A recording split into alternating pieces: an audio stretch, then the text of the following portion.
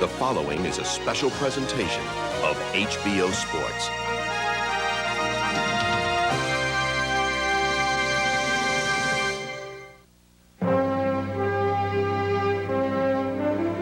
It's the battle of the ages.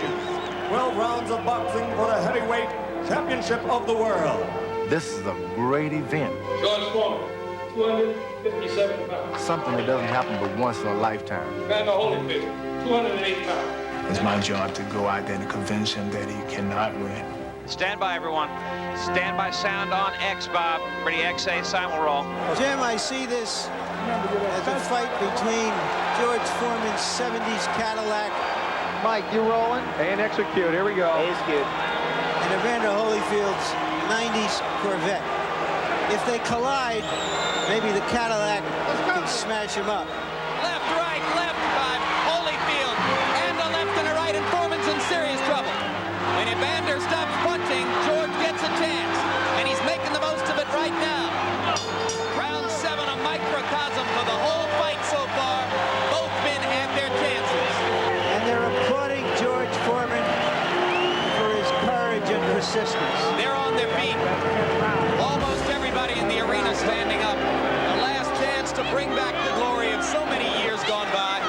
I don't think I've ever seen anything quite like this.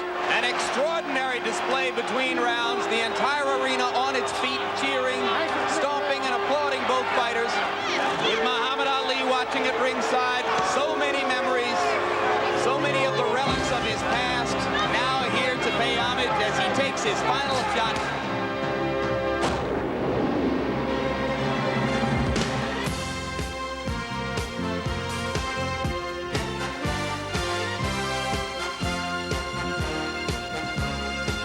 Very wobbly in the center of the ring. Takes another right hand. Now tries to fight off the ropes. Unbelievable! Unbelievable!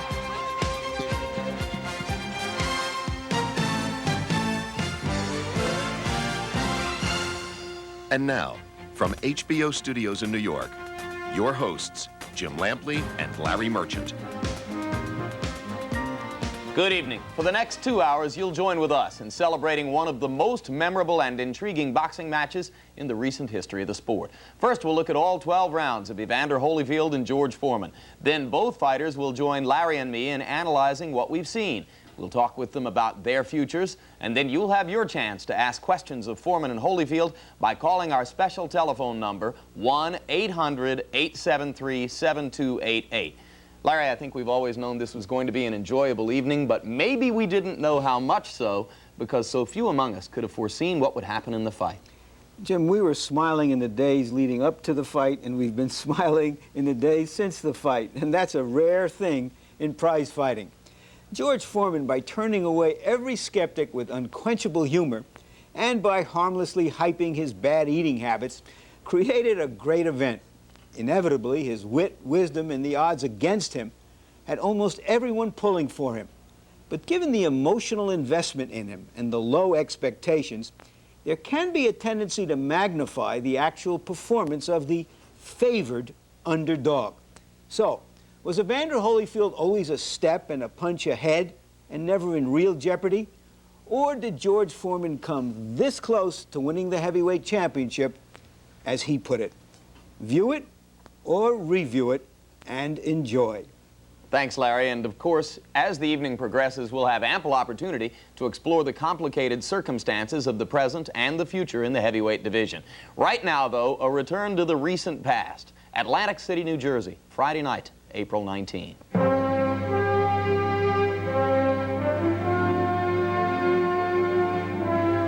This is the convention center on the boardwalk in Atlantic City, New Jersey, where Trump Plaza plays host as HBO Sports presents World Championship Boxing. Tonight, undisputed heavyweight champion Evander Holyfield defends his title against former champion George Foreman.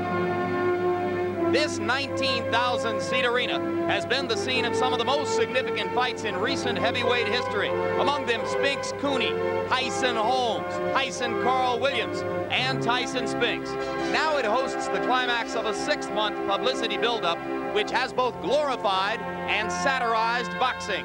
a publicity campaign which has grown into a metaphor for the battle you're about to see. Will the sleek, superbly conditioned champion step into the spotlight and knock this sport back to its senses? Or will the fat, Falstaffian, 40-something former champ steal the scene and leave us laughing once again?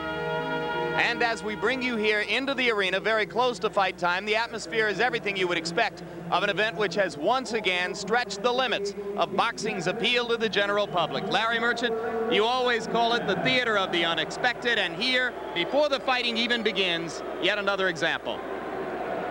Not too long ago, Jim, I would have just called this the theater of the absurd. But through the sheer force of George Foreman's personality, he's turned it into the theater of the wonderful. And I guess the lesson we get out of it is that old versus young and fun sells even better than good versus evil. But I've been amazed at every step of George Foreman's return, his transformation in personality, the persistency, 4 years at this.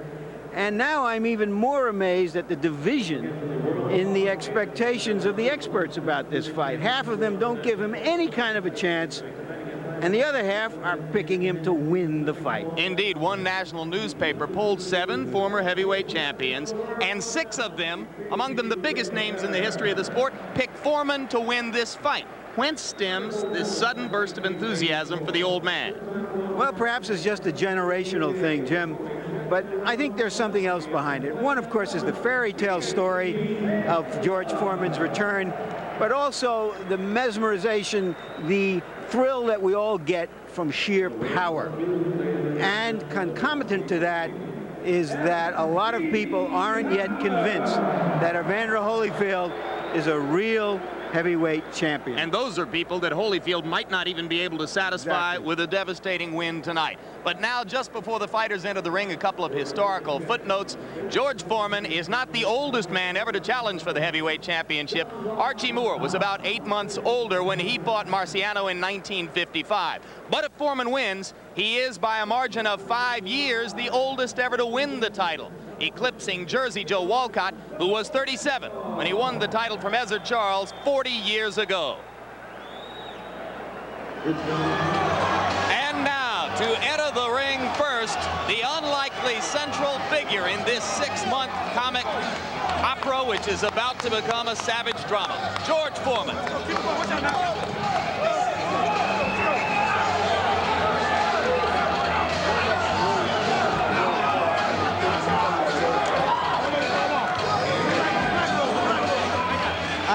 What a pasha actually is, Jim, but I think that's what George Foreman looks like.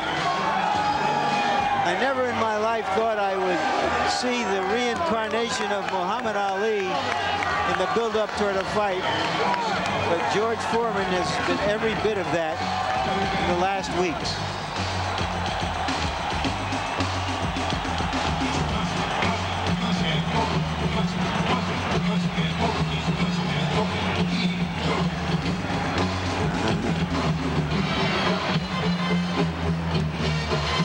Expressions of public opinion on the fight have indicated that this crowd, like the rest of the American public, will be overwhelmingly in favor of Big George during the course of the fight.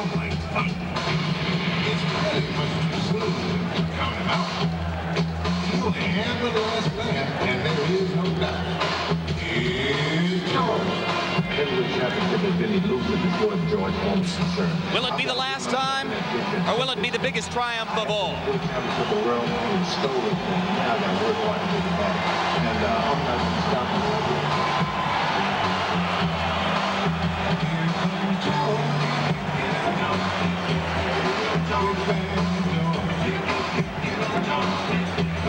George Foreman, 69 wins, 2 losses, no draws, 65 knockouts. His 72nd professional fight in his 2nd career. I'm not going to stop me like that.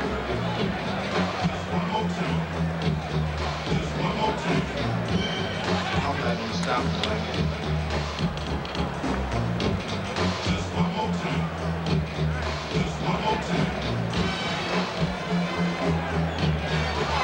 And Foreman begins to do what he will do throughout the fight, try to walk forward with a little bounce in his step. Looks like an old guy about to go out for a jog, Jim. Loosening up.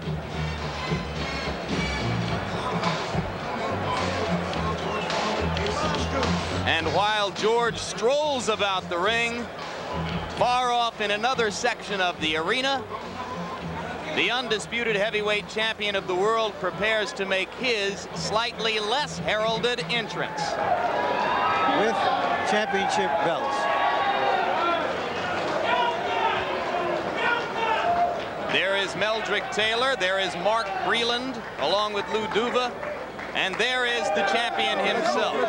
Taylor and Breland, of course, were Olympic teammates of Holyfield's back in 1984 and have remained close friends.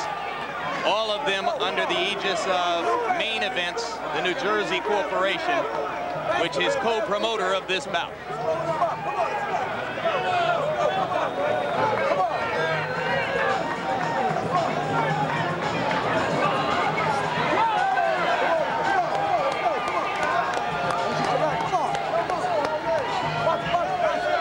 Just as Foreman is in a no-lose situation in this fight, many people believe that the champion is in a no-win situation, if you can call it no-win when he's going to make upwards of $20 million. And I mentioned Breland and Taylor. There, of course, is the fourth member of the close four-person friendship, Pernell Whitaker, the undisputed world lightweight champion, at Evander's left shoulder. Just coming into view of the big crowd now and making his way toward the ring. Perhaps it's my imagination, Jim. I don't see that same hooded look of determination that I saw in his fight before Buster Douglas. That look that said, I will walk through any amount of machine gun fire or howitzer bombs to get what I want. But you pointed out the no-lose situation for Holyfield. The dilemma, if he wins big, many will say he did nothing more than to beat up on an old man. If he loses, the sport's most finely conditioned and carefully prepared heavyweight will have been embarrassed. And by extension, some say all of boxing will have been embarrassed. Evander Holyfield has fought 25 times as a professional, most of those fights as a cruiserweight, 21 knockouts among his 25 consecutive victories.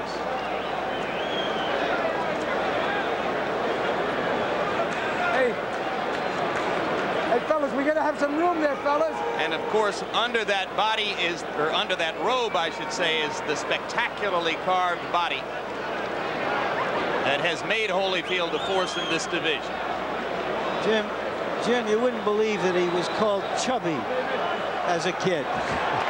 Tail of the tape, and you see, of course, the glaring statistic, the 14-year age gap. The 49-pound difference in weight is not the largest in heavyweight championship history. Indeed, there have been 5 other weight gaps that were larger than that one, topped off by the 86 pounds between Primo Carnera and Tommy Loughran back in 1934. Here is George Foreman 17 years ago versus George Foreman now. You can see that he weighs 37 pounds more than he did when he fought Muhammad Ali in Zaire. And all other statistics except age remain virtually the same. And here's the difference between Evander Holyfield as a heavyweight now and Evander Holyfield as a rookie pro cruiserweight in 1985. 31.5 pounds or 30.5 pounds of weight difference and a slightly bigger body all over for Holyfield. And here are our punch stat numbers to give you a profile of how active these fighters are. It's hard to say how meaningful these are under any circumstances, but certainly under the circumstances of two fighters who have fought vastly different classes of fighters. The jabs may be important because Holyfield has looked better, been more successful when he has thrown more jabs. As was the case against Buster Douglas. And now the rules of the International Boxing Federation, which is the governing and sanctioning body for this fight. 3 judges scoring the fight on the 10-point must system. No standing 8 count, no 3 knockdown rule. Neither fighter can be saved by the bell, even in the last round. And we go. The ring announcer, Michael Buffer, for the pre-fight introductions. Ladies and gentlemen, Main Events Monitor Productions and Top Rank Incorporated, in association with the undisputed King of Beers, Budweiser, present the featured bout of the evening. This bout is sanctioned by the New Jersey State Athletic Control Board, Boxing Commissioner Larry Hazard Sr., Chairman Jerry Gormley, Board members Gary Shaw and Richard Harrison, Chief Medical Officer Dr. Frank B. Dawkett. This bout is also sanctioned and approved by the World Boxing Association and the International Boxing Federation. The three judges at ringside scoring each round on a 10-point must system are Jerry Roth from Nevada, Eugene Grant from New Jersey, and Tommy Kazmarek from New Jersey. And the referee for this bout, working in a world title event for the 45th time from the state of New Jersey, is Rudy Battle. And ladies and gentlemen, at this time, two very special introductions. Two former heavyweight champions who faced each other 20 years ago in the Battle of Undefeated Champions. They fought a total of 3 times, culminating with one of the greatest heavyweight matches, the Thrilla in Manila. First of all, let me introduce to you from Philadelphia, Pennsylvania. He's the former heavyweight champion who always brought one of the most devastating left hooks in boxing history into the ring. Ladies and gentlemen, Smoking Joe Frazier.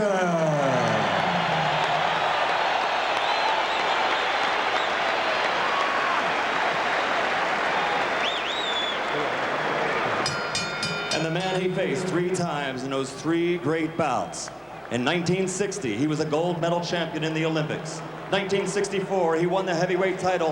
In 1974, he won it for a 2nd time. And then he became the only man in heavyweight history to win the heavyweight championship 3 times. Ladies and gentlemen, 3-time heavyweight champion of the world, Muhammad Ali.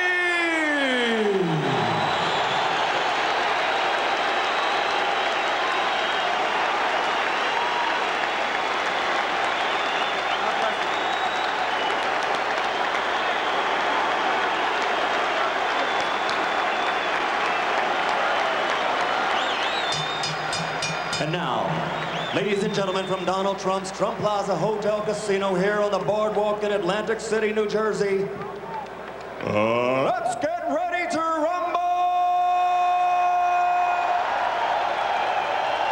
It's the Battle of the Ages. 12 rounds of boxing for the heavyweight championship of the world. Introducing first, fighting out of the red corner, wearing the white trunks and weighing in at an official weight of 257 pounds. This 1968 Olympic gold medal champion won the heavyweight title in 1973. After a 10-year hiatus, he returned to the ring in 1987, and since then his record has been a perfect 24-0 with 23 KOs. His career record as a professional, 69 victories, 65 KOs, only 2 defeats.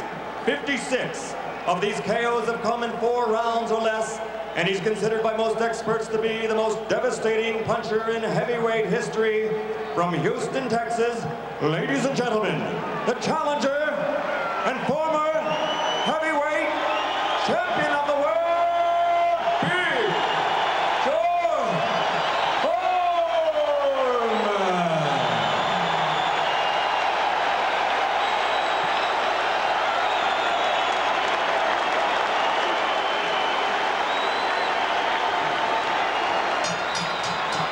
And his opponent, in the blue corner, wearing the white trunks with multicolored trim, weighed in at an even 208 pounds. He's a member of America's greatest Olympic boxing team, the class of '84. He won a bronze medal that year, and he was the first of that great squad to win a world title as a professional. In only his 12th professional bout, he became the cruiserweight champion. And he is now, in boxing history, the only titleist from that division to step up to the heavyweights and capture that crown also. His overall record as a professional is 25-0 with 21 KOs. More than half of his KO victories have been in 4 rounds or less, and not one heavyweight opponent has made it to the final bell. And for the last 5 years, he's knocked out every opponent he has faced. From Atlanta, Georgia, ladies and gentlemen, presenting the undisputed, undefeated heavyweight champion of the world, the real deal.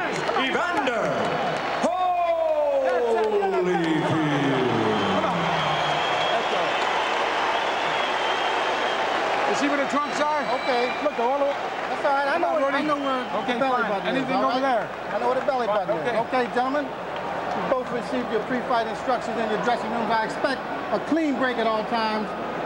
Good luck to both of you. Let's touch gloves.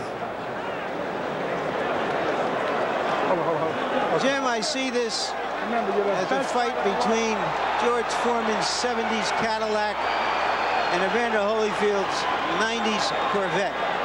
If they collide, maybe the Cadillac can smash him up.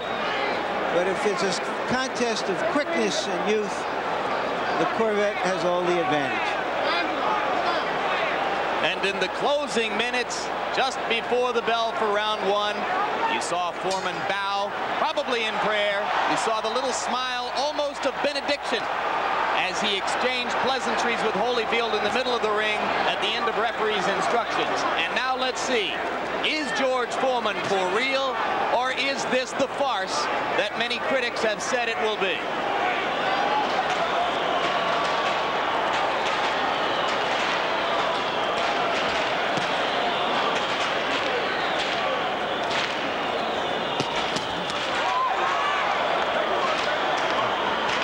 Holyfield feels that as long as Foreman has his arms crossed, he can't punch him, and he will try to punch every time Foreman does that. Remember that Holyfield's camp, notably trainer George Benton, loved the idea of going ahead and punching the arms and the shoulders, and those areas that other fighters might not pick out as targets. He believes you can wear the opponent down that way. That left hook was short. Foreman steps in and lands a jab.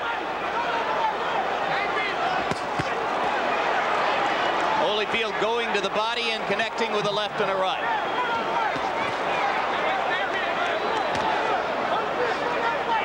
Question one, is Foreman quick enough to hit Holyfield? No conclusive returns on that one so far. You see, we're seeing Holyfield more on the balls of his feet than we have before. Foreman using the jab now to try to set up some initial contact. And Holyfield steps in with a right to the chest.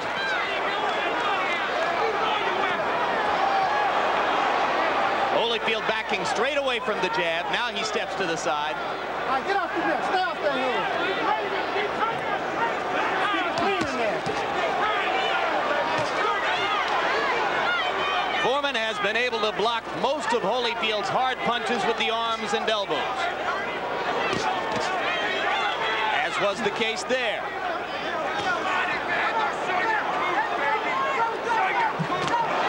George lands a clubbing right behind the head. And Holyfield at short range fires a left hook to the top of the head. And again.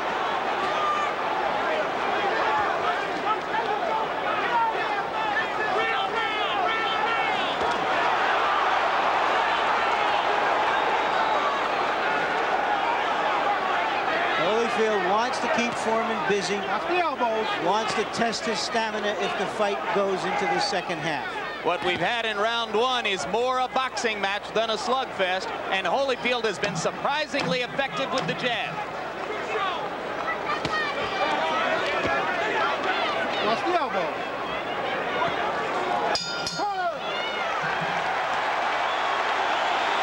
An easy round for Holyfield.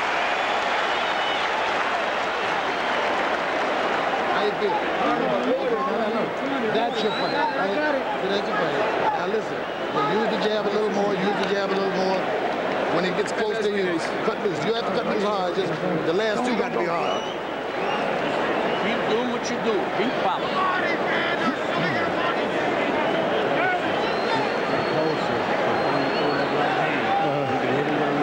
He's reaching for your jab, but you're very close. I told that guy to be on my right side. Come here. You see, he's not doing combinations. Jesus Christ, that's what you're going to see all night long, is what you just saw. You see what I mean? Let's go. Although Archie Moore and Angelo Dundee are in Foreman's corner, it's Charlie Shipes is the man he listens to generally. Foreman held to his tradition which has been the case throughout his comeback of standing up between rounds in the corner. Holyfield landing a lead right, but George stands stock still and then moves forward again. Doubling up on the jab and scoring again is Holyfield. Now Foreman breaks out the jab to try to counter.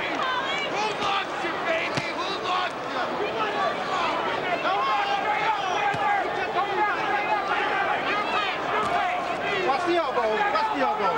Watch the elbow. Watch the elbow in there, George. The referee, Rudy Battle, warning both fighters to watch the elbows, particularly Foreman. Foreman landed a left to the belly, and Rudy Battle says it's low. Warns Foreman to bring him up. Holyfield continues to jab to George's big head. And Foreman lands a clubbing left, which may have been his most effective blow so far. Holyfield hooks to the body. I don't know whether Foreman is playing possum now, but all of his punches so far look like they've been sent by second-class mail. Very slow punches. Watch your head. And true to what he claimed he would do, whenever Foreman comes out of the crab-like defense, Holyfield steps up inside and tries to beat him to the punch. No running. He wants to get inside of Big George's power and pepper away.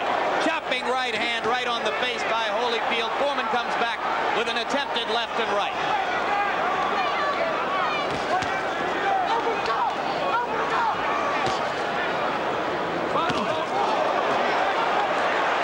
Butting left hand from Foreman, and Holyfield backs onto the ropes.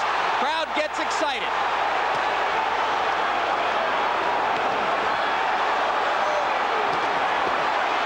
The body from Foreman. Holyfield not as resolute all of a sudden. Closing stages of round two, and Evander is suddenly much more careful.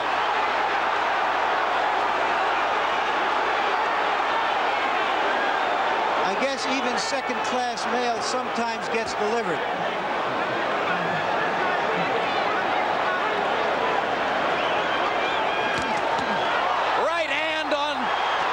Surface of Holyfield's head, and he's momentarily stunned. Now he steps back up inside. But if there were any remaining doubts about the legitimacy of George's chances, he may have erased them in the last 30 seconds.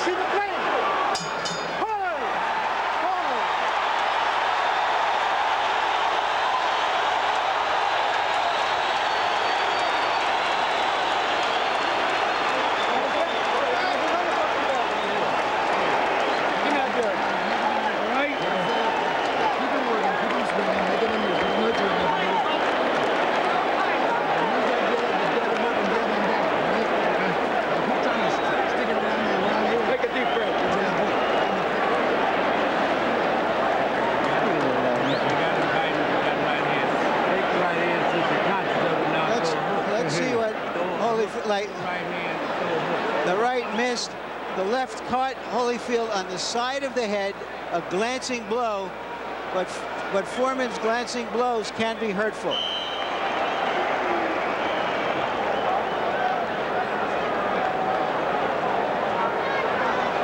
Well, indeed, Holyfield dominated the first 2 minutes of the round, just as he had the first round. But in the closing minute of the round, George landed 2 or 3 of those clubs, and now Evander seems anxious to set things right as we start out round 3, and Holyfield's at a faster pace already.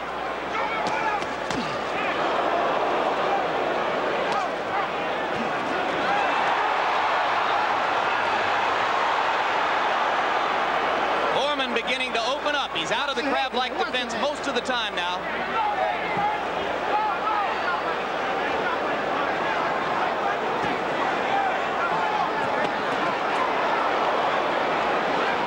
Holyfield beating Foreman to the punch at close quarters. But George lands a left to the body.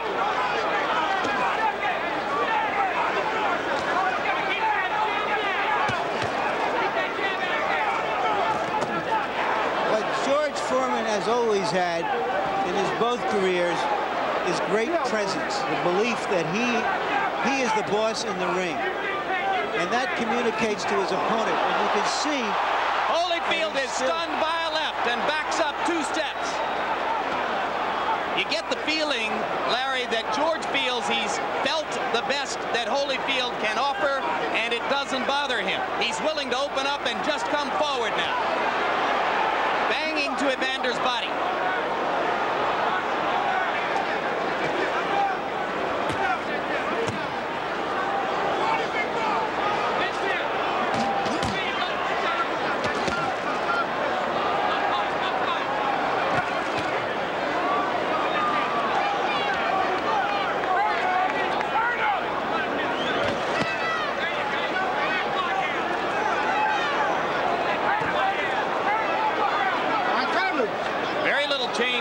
Expression as Holyfield consistently steps up and lands 2-punch combinations, or now occasionally 1 punch at a time.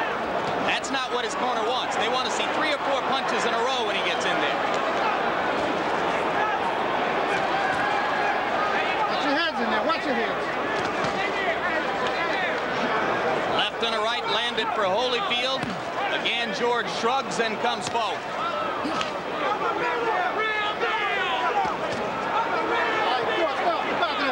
Rudy Battle telling George Foreman not to club Holyfield on the back of the head with the rabbit punch.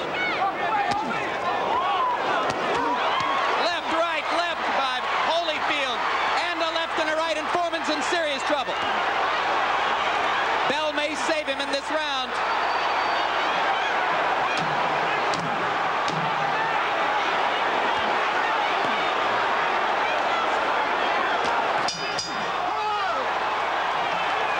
George Foreman wobbles back to his corner. Got a jab, George. You got a jab. You got the jab. George, you got to be close to this boy. Close in on it. Close to this boy. Get close to him and throw some punches. Give me the Don't let him out the hook. Don't talk too much. All right, don't let him out the hook. Here's the beginning of that difficult end of the round for Foreman. The conventional wisdom has been that Foreman would have to do business early in the fight. He isn't. The business is being done to him right here.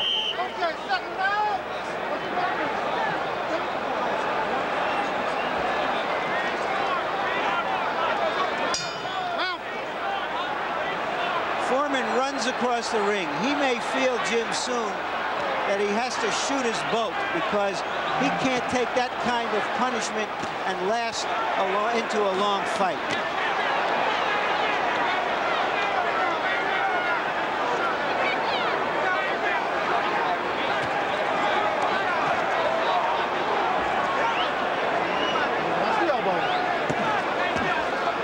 The smoke you see in the background is from a smoke bomb under the stands near the ring, which has apparently been detonated.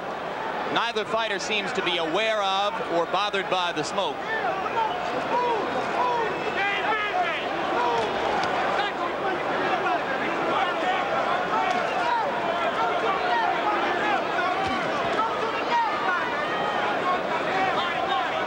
It's the bombs in the ring that have bothered George Foreman so far.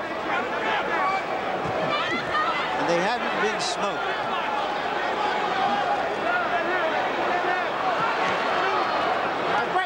Let him go. Stop up.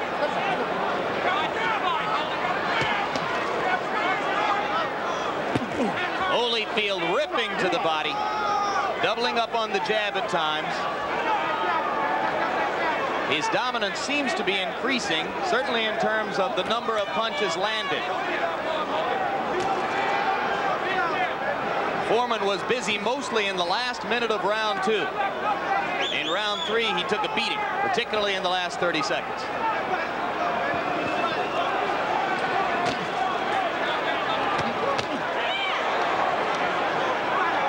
Before he took the title from Buster Douglas, the image of Evander Holyfield was that he couldn't fight a planned, disciplined, tactical fight. He is showing once again that he does use his head as well as his fists. Solid right hand at the end of that combination. Holyfield executing the plan now that he had discussed with us and with George Benton and Lou Duva, stepping up inside of Foreman's power and beating his man to the punch at close quarters. Turn him loose. Let him go. Come out.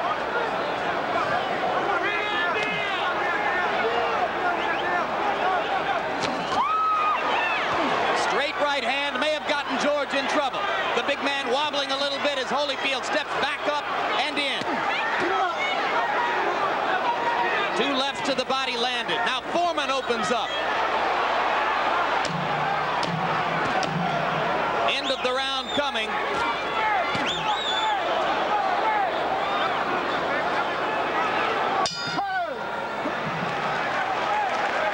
Foreman is starting to show, I believe, some fatigue. Harold Letterman, how do you see the first 4 rounds? Larry, I've got it 40-36, 4 rounds to none in favor of Evander Holyfield. To me, it's very reminiscent of the first fight between Michael Spinks and Larry Holmes. I think the Evander Holyfield strategy is the same that Michael Spinks used, and that is punch and get out, move in, throw your shots, and get out. And Holyfield's been very, very effective in moving inside, landing 2, 3, 4 shots and moving so that Foreman can't hit him. It's all yours. Let's take a look at Holyfield's combinations. A straight right followed by a left. Ties Foreman up. Just go on your defense until you get close. There you see it again. Punch count statistics indicate that in round 4, Holyfield threw 39 punches and landed 27 of them. That's a 69% connect rate. Awesome efficiency. Not the kind of thing Foreman can compete with. He needs some kind of big blow to turn things around. And although it's only round 5, for Big George, it may be getting late. Well, the question coming in here is whether George was a farce or Holyfield a fraud. So far, Holyfield has not been a fraud. He's fought a perfect fight. And it becomes increasingly more impressive now with each passing round.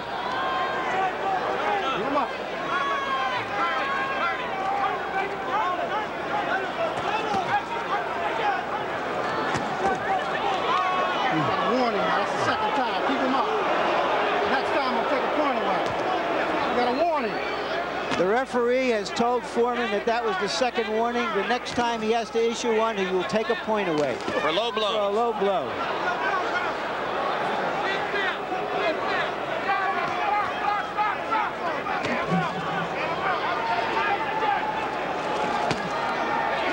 That's it. Keep him up in there. Nice and clean.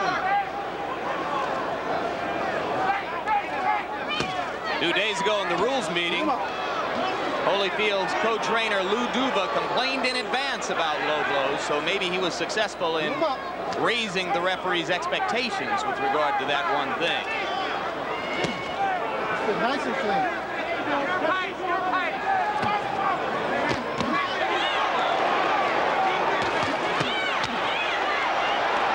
This is brilliant stuff from Holyfield, doubling up with the jab, coming with the right, the left hook to the body, rights and lefts inside. George gets in a straight jab, and another. At some point, the question will be, how much of this does George want to take? He's a man with immense self-confidence who believes, because of his power, that he can turn the fight around quickly. But you wonder, as the rounds go by, whether he's going to say, I've had a great run, I'm making $12 million bucks. Plus. Thanks, folks, and goodbye. Foreman misses with the clubbing right.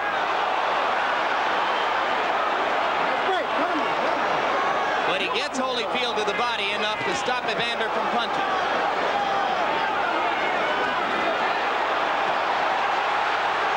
And now the crowd comes alive again as Holyfield stops punching and Foreman steps in. Closing seconds of round 5. Could it be George's last hurrah?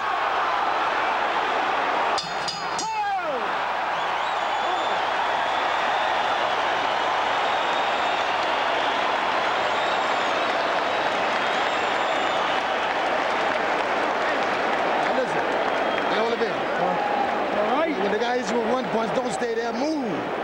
You understand? So you stay there for the next punch. Right? Now don't let him hit you with those punches. Those punches take their toll on you. Let's go, Mr. Nuggets. We're very safe indeed. There was no fire in the building. It was merely a smoke. That was George's best shot, but it didn't have an awful lot into it. A right hand that was a shoulder punch. There it is. It got Holyfield's attention. Maybe the first 4.5 rounds had been a little too easy for him. Yeah, you wonder if Evander just lost concentration. Maybe he was getting a little bored with how easily things were going. You heard George Benton, his co-trainer, warn him to be alert and to get out of there after he punches. It's Benton who has said about Foreman that if he hits you, you'll be the deadest SOB in the cemetery. Well, there's 65 guys who can attest to that.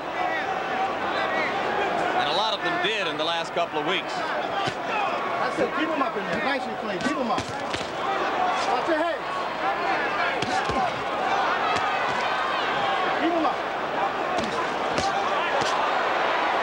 Vicious right to the head and a left to the body by Holyfield, who reestablishes command here at the beginning of round 6. Foreman steps in behind the jab again. To tell you the truth, Jim, I'm a little amazed that Foreman at this age has taken some of the clean shots that he's taken without showing much hurt. Well, of course, he's the much bigger man, but then the chin doesn't know that he weighs 257, right? No, it's the same chin that was on him when he weighed 217. Foreman clubbing away again as Evander Holyfield stops momentarily and gives him a chance. Now as Evander steps forward and punches again, he puts Foreman on the defensive.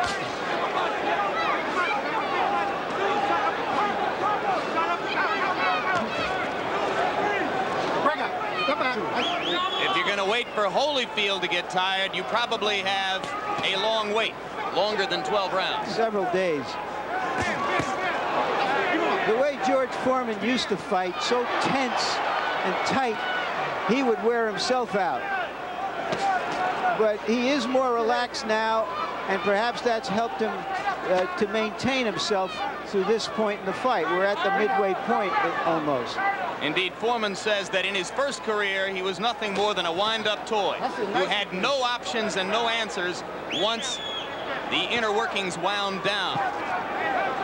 Sees himself as a whole different fighter now. Straight left bothers Holyfield again, knocks him off balance for a second. George has been effective momentarily when he's been able to land the jab and step up behind. Maybe Foreman's been able to take those punches because he's been doing nothing for weeks except eating and talking, so his jaw certainly must be in shape. Left hand landed for Foreman and rocked Holyfield back a little bit. Maybe there's still some thudding power in those blows. Right hand just misses, but the crowd gets excited. Holyfield comes back with a left and a right, both of them missing off the top of the head, but now he goes back to the body with good effect.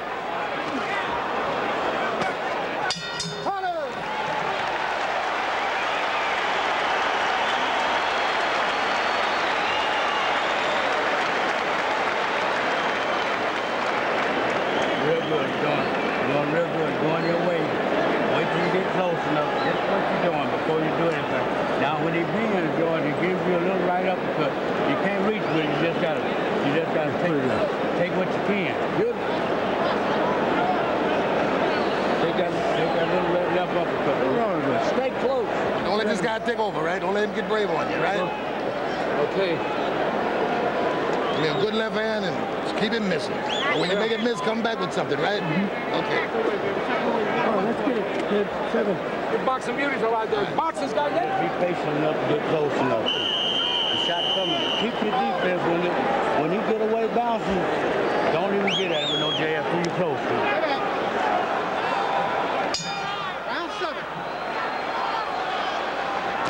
Holyfield comes out to continue to try to box while Foreman waits for one big chance. We're into the second half of this heavyweight championship bout. slip. Canvas has been very slippery in undercard bouts. But now Holyfield stops punching and Foreman wails away again. There's a solid shot to the body in there. When Evander stops punching, George gets a chance, and he's making the most of it right now. Foreman landed a right.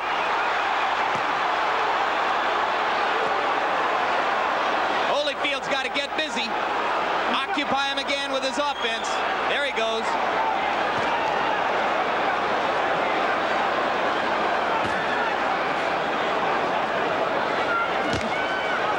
George just missed the uppercut.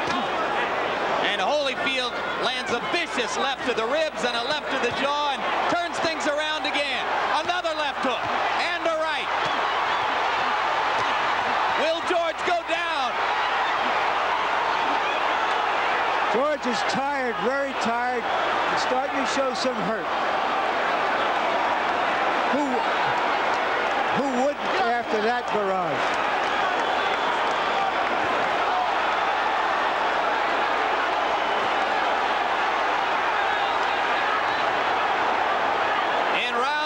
This crowd is getting more than its money's worth.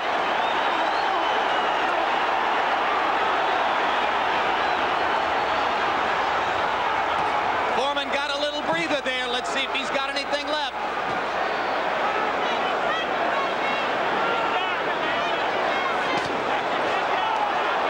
Holyfield with another left to the body. But Foreman continues to plod forward, and now Evander with a three-punch combination, and George tries to answer.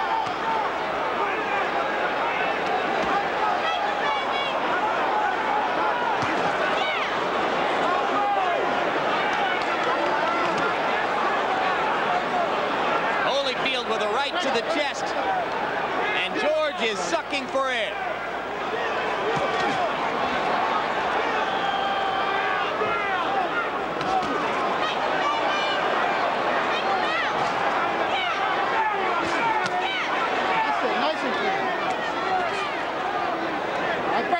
Let him go. Step back. Step back.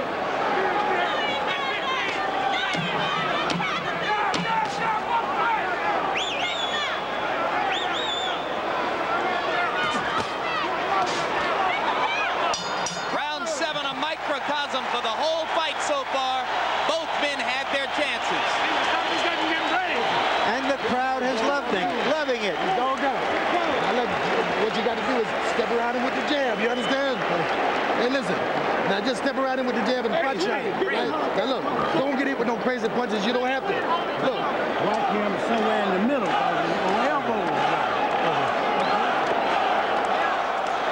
This is the early part of the round where that right hand seemed to give Holyfield trouble.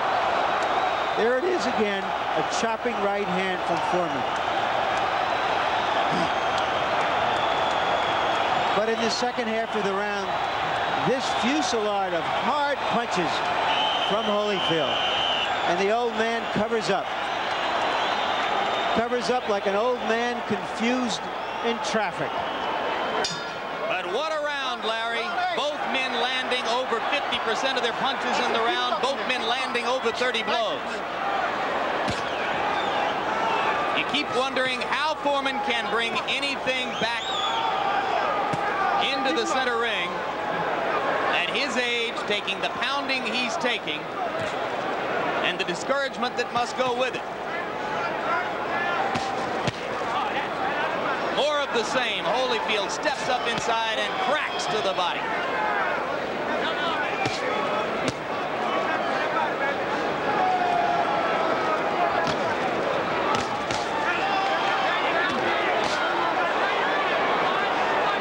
I don't know if you could hear it out there, but Holyfield's punches resound around ringside.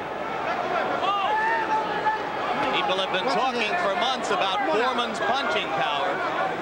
This is a chance for Evander to prove that he can fashion some knockout artistry himself.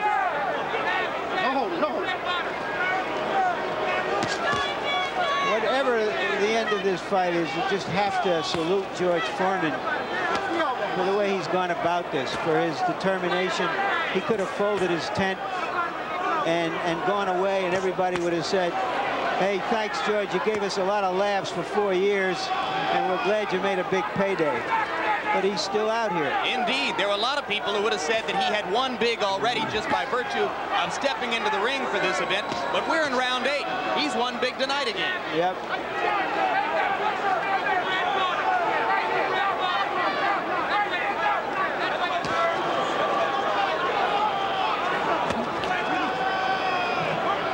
It was at about this point 17 years ago in Zaire that the Foreman machine ran out of gas. This has been a whole different enterprise. There's been no rope-a-dope here tonight, as Evander Holyfield has pressed back in the action all the way. Solid right hand. Foreman stunned again.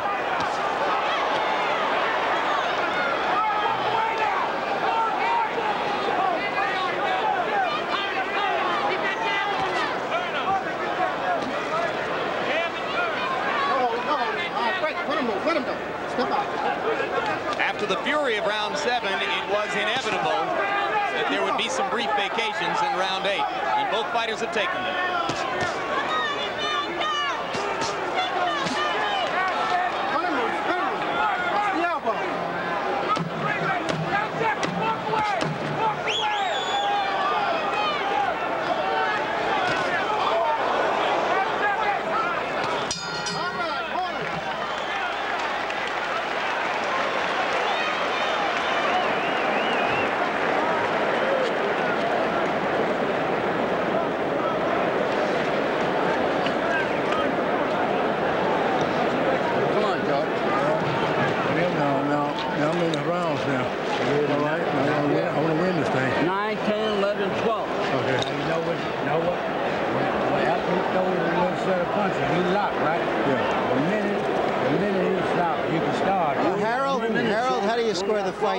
Larry, 79-73, 7 rounds to 1 in favor of Evander Holyfield. The only round I can see George Foreman winning was the 6th, because Evander stopped moving and George started to get to him with some of those clubbing shots. But Evander's shots are so much more frequent, so crisper, so sharper, with so much more velocity and snap. George Foreman said to his trainer as he came back to the corner, how many rounds is that? I'm going to still win this thing. Let's see.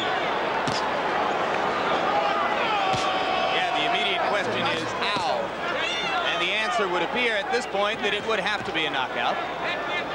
Nobody in his wildest imagination could have envisioned George winning a decision anyway. Almost nobody thought the bout had a chance to go the distance.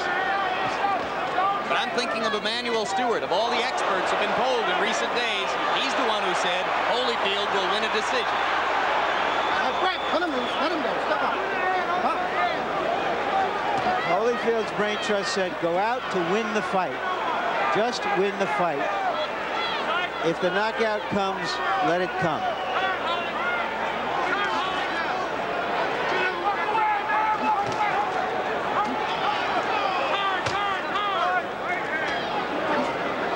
Both hands are free. Both hands are free.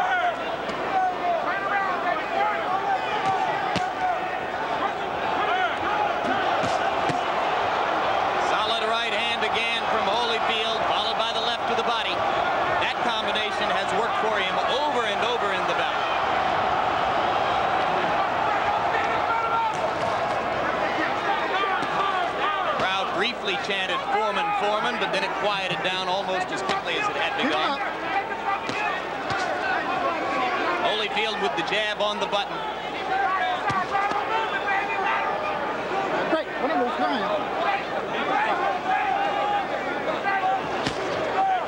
You might begin to wonder if, with a big lead on the scorecards and given George's dangerous punching power, Holyfield would begin to run a little bit, use more of the ring and stay away. His corner doesn't believe that's the way to negate Foreman's power. They want Holyfield up inside in George's chest. All right, those long punches, where those long punches can't reach a target.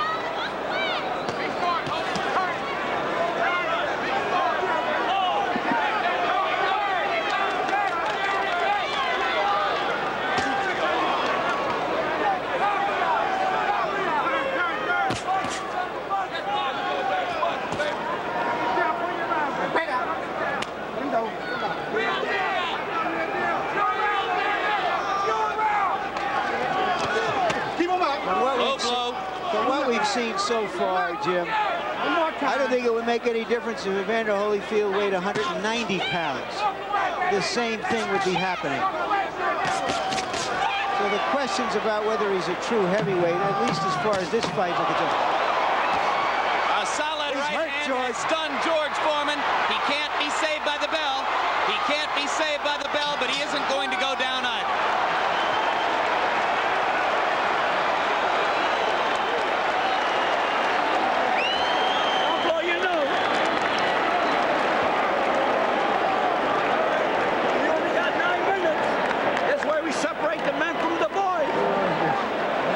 Just watch the accuracy of these punches after that initial shot. Straight punches. Foreman is floundering, but with all those arms, he's a hard guy to find. It looks like Dempsey and Willard in that kind of an exchange. The smaller Dempsey, quicker all over the bigger, lumbering Willard.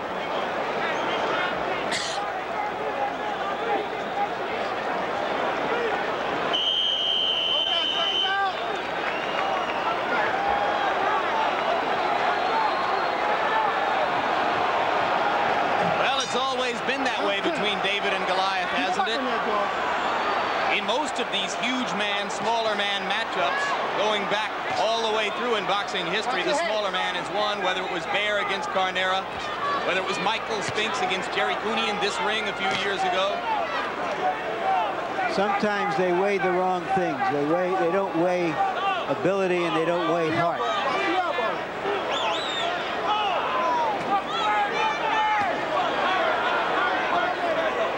Getting to a point, Jim, where I'm beginning to think, all right, George, you're proving your point, and I hope he doesn't get hurt. Put some tape on He gets there. an extra rest here now, as Evander Holyfield must have a loose piece of tape cut from the glove. Foreman in a neutral corner. Keep turning this guy, baby. No instructions. Lou Duva starts to give instructions to Holyfield, and Rudy Battle says no instructions.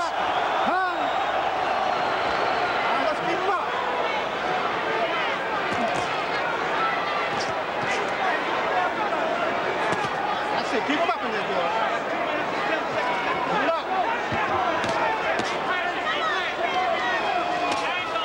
up.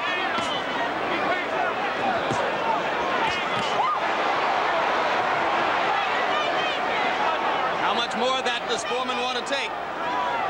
I sense in the crowd, Jim, an admiration and respect for what Foreman is doing, but also an appreciation for how Holyfield is taking him apart.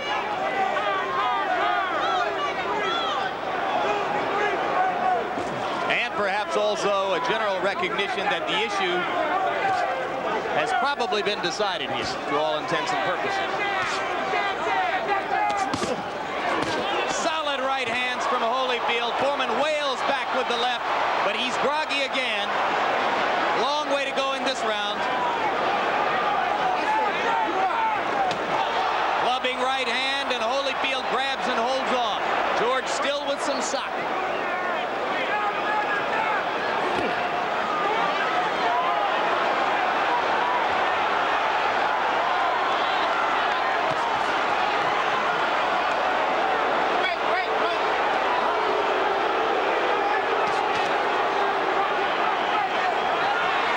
The flesh around Foreman's eyes is puffy and swollen.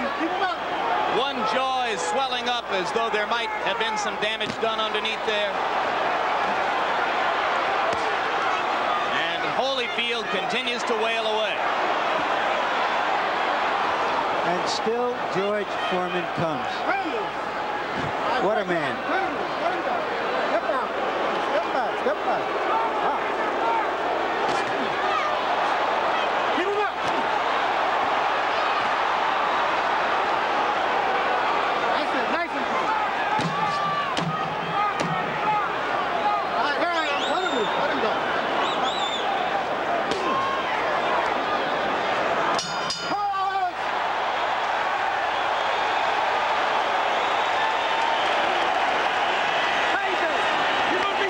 And they're applauding George Foreman for his courage and persistence. They're on their feet. Almost everybody in the arena standing up. He's doing just fine. George, you know that big straight right hand he's throwing that bag? Yeah. If you can hit him with a jab, you can hit him with a straight right hand, not looping it. The same thing you're doing.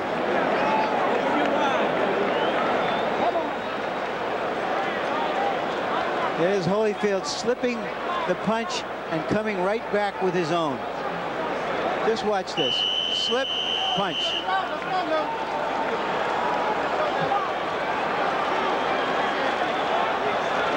Charlie Chipes is telling Foreman, try to straighten up that right hand. Try to throw it straight.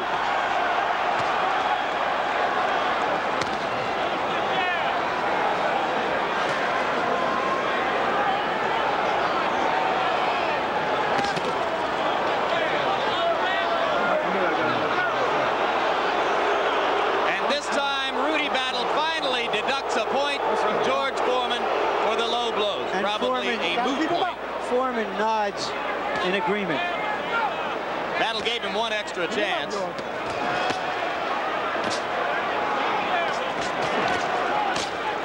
Holyfield getting inside George's arms again and doing damage.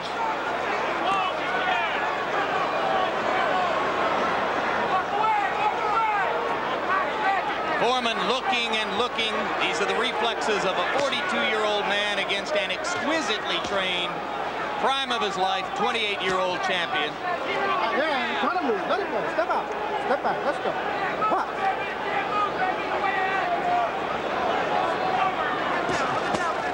That's it. You're looking good, man. Keep him up. That straight right hand almost got in flush. Step back. That was Foreman's home run shot, trying to pull it all out. No hold. No hold. And that's the danger for Holyfield if he keeps doing what he's been doing in these last two rounds.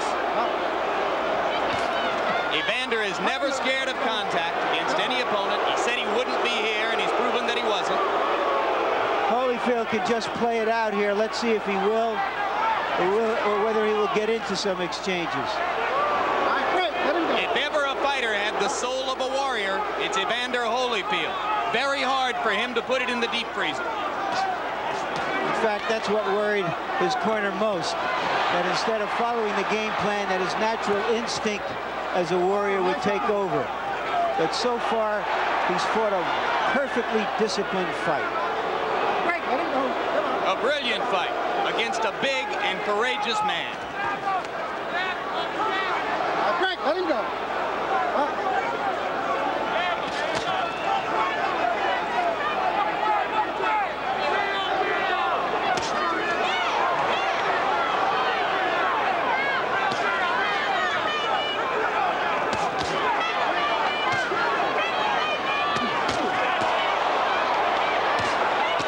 Standing at center ring and trading blows. Still Holyfield doing far more damage than the big man.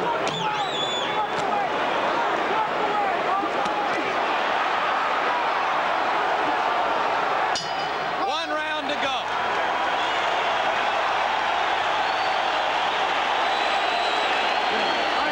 One more round. Go out there and use that jab.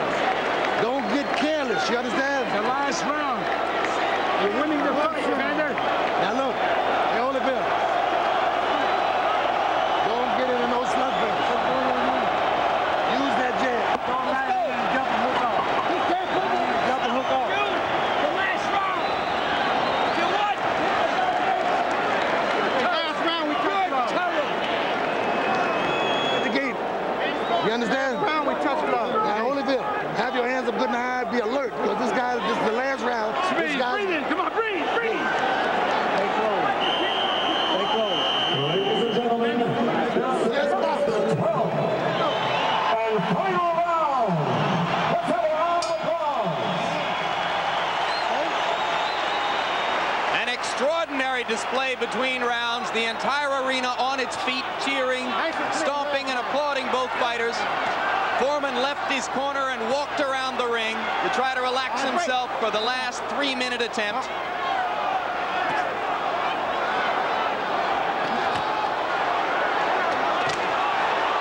Clubbing right hand by Foreman, just missed.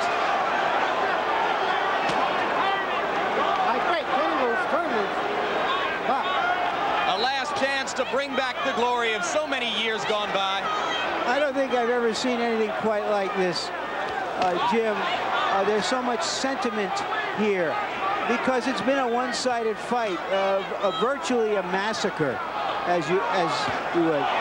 Foreman has taken a tremendous number of hard blows, but there is such a good feeling about him that everybody doesn't feel cheated and feels thrilled to have been here to witness it.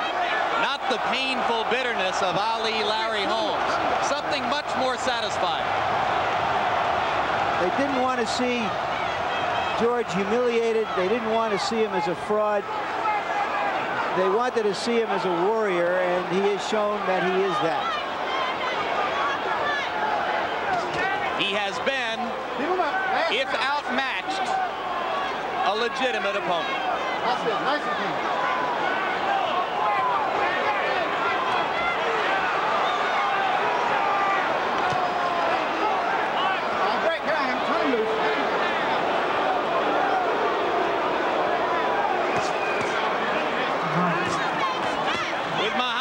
Watching at ringside, with Joe Frazier watching at ringside. So many memories, so many of the relics of his past, now here to pay homage as he takes his final shot. George Foreman tries to stand up and make it to the end of a bout in which he has been mercilessly beaten by an outstanding heavyweight champion of the world, Evander Holyfield.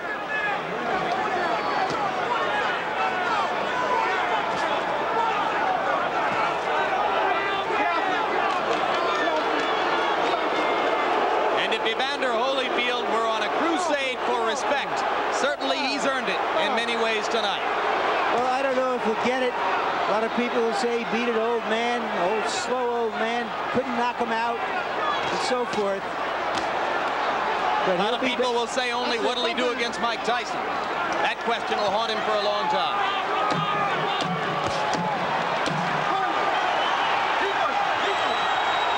And the crowd is up on its feet.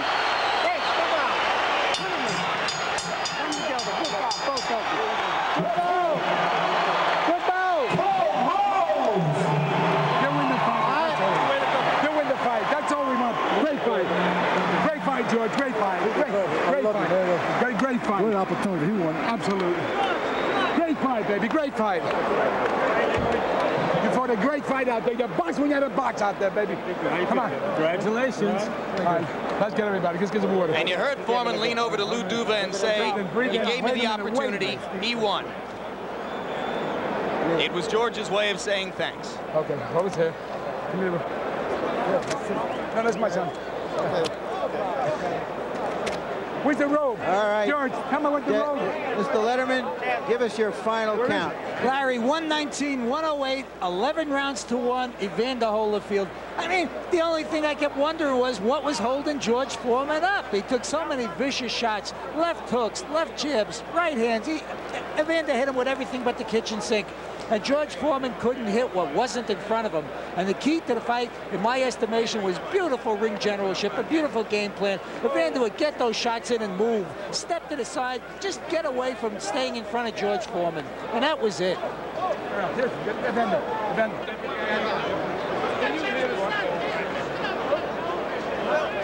All right, here's a look at the punch stats. If you needed any more conviction about what Holyfield did, if anything, it looked like he landed about twice as many punches, and Foreman landed about half as many.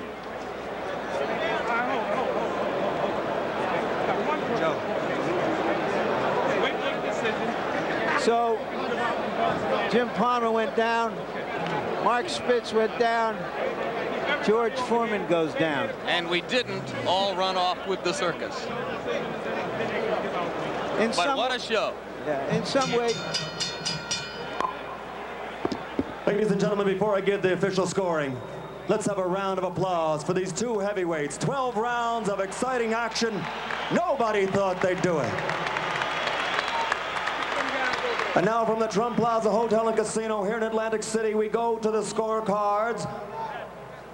Eugene Grant scores the bout 116 to 111.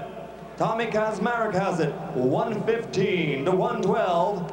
And Jerry Roth scores it 117 to 100 for the winner by unanimous decision. And still, undisputed heavyweight champion of the world, the real deal, Evander Holyfield.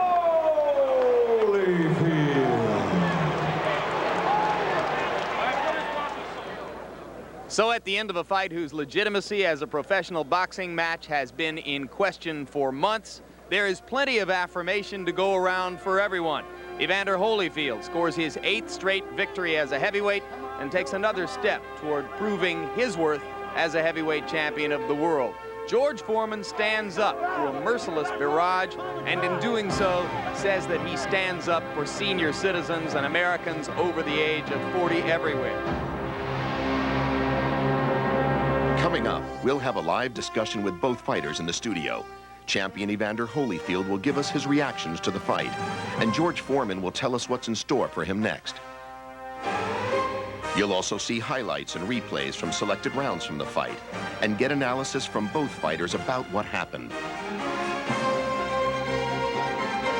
And later on, you'll be able to ask your questions to Evander and George by calling this number.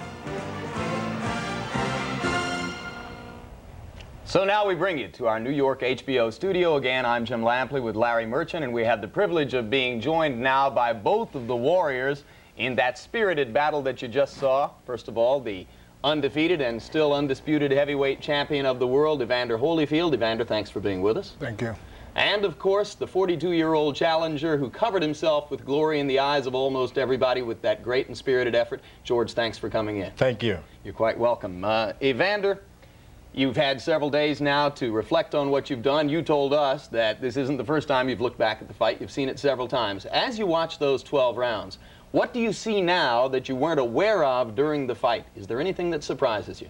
Well, you know, I took a lot of punishment and I was able to come back, but most of all, I did the things that George wanted me to do. George meaning George Benton. George your Benton. trainer. He didn't do what I wanted him to do. I wanted him to fall. But I'm happy about the fight. It was obvious that for 12 rounds, I was the aggressor. Of course, I was fighting a very skillful fighter, a lot lighter on his feet than I had given him the expectation of having. He moved, he was skillfully able to recover from the hard punches I gave him. All in all, it was a victory for every man who's 40, 50, and 60. It shows that, hey, you can bring it to a kid no matter who you are. He took it, but not because he was younger, but because he's a great fighter. You wanted him to fall. Did you ever think he was close to falling? A couple of times I had him on a hook, but they had trained him well to avoid being hit with 3 or 4 shots. Believe me, he was excellently coached, and he did a fine job. George, there's so much, and Evander, there's so much goodwill spread about this fight before and after that I thought you guys were trying to ruin the bad image of boxing. Don't you have to feel some anger and contempt for your opponent before a fight? Boxing is the granddaddy of all sports. There wouldn't be any ping pong without a boxing match. Believe me, it all started on that hand-to-hand combat. It's never a shot in anger. Evander Holyfield is a fine fighter. We wanted to win, nobody getting hurt. And fortunately for both of us, no one was hurt. But we won a lot of fans for boxing, TVKO, and hopefully for HBO. It was an even match. We were evenly matched. The fight could have went both ways throughout the last round, even the 12 rounds. And so we give credit to the sport of boxing, the staff at HBO, and TVKO. Thanks, George. Evander, did you feel anger? Do you have to build up anger against your opponent before a fight? We certainly don't hear it. Well, not at all. I feel that as a competitive sport and the nature is hitting each other, but the fact it's been a competitor wanting to win is the motivation. And I feel that with George, you know, I respected George a great deal for more than one reason. For one reason, because he believed in the same thing I believe in, that's Christ. And I think in this fight, it's a victory for both. to show people that it's not anger that win the fight, it's smarts. All right, gentlemen, let's move forward with some other business. We'll be back to talk to each other in just a little while. But right now, with the help of both fighters, let's re-examine highlights of the first 6 rounds of the fight. And as we look at this action, it's worth remembering that few of us in the arena or on press row now believed the first 6 rounds would look quite the way they did.